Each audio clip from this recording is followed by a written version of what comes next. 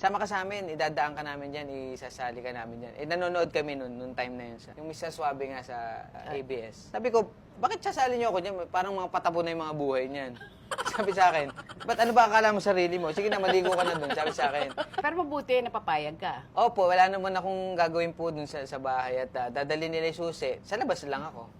Sumama na rin ako. Tagay. Kailan ka nagiging seryoso? Pag tumatae po ako. Siyempre, papatawa pa ba ako nun? Yun lang yung moment ko sa sarili ko. Kaya na ba palda to?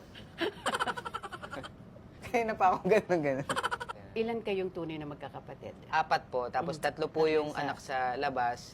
Ayun, pinapasok ko na po kasi yung mahamog. Oo. Anong trato mo kay Alex? Katulong po.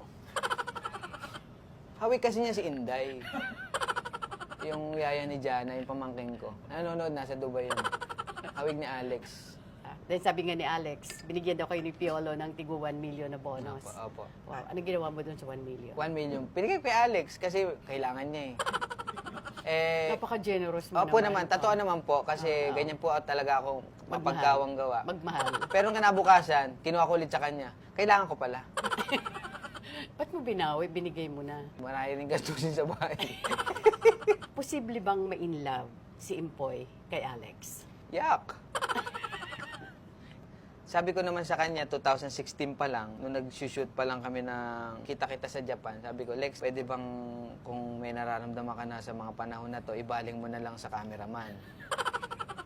Pasampal siya eh. Buti na ano ko. Sabi ko, gawin na lang natin, galingan na lang natin dito. Yung mga nararamdaman mo na yan, pigilan mo. Hanggang ngayon, napipigilan naman niya. Anong pinakamatinding pwedeng gawin ni Empoy for Alex? Siguro po Bilang yung kaibigan. siguro magupit po ng kuko. So, anong pwede mong, or pinakamatinding pwede mong gawin para kay Alex bilang kaibigan?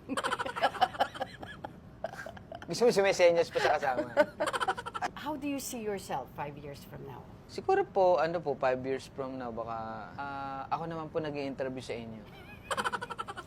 Gusto kong maalala ko ng mga tao. Bukod sa bigote ko, ayan, at sa pangil ko. Ayan. Pagkagwapo. Kung hindi po tayo magkakilala, Oo. Tita Aster, ilan taon na po ako? Kung hindi, nasa late 30s, gano'n. 30s, Oo, oo. 31s, 32s, mga ganun. Mid. Mga ganun. Oo.